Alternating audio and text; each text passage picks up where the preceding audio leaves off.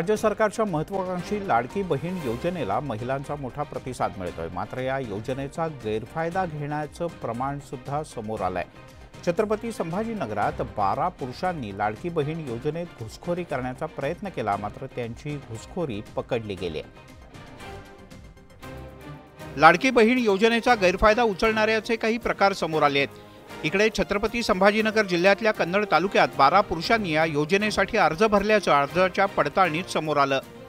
या भावांनी स्वतःच्या नावानं संबंधित पोर्टलवर अर्ज दाखल केले, स्वतःच्या नावाचं आधार कार्ड सुद्धा अपलोड केलं, तसंच हमीपत्रही स्वतःच्याच नावाने भरलं।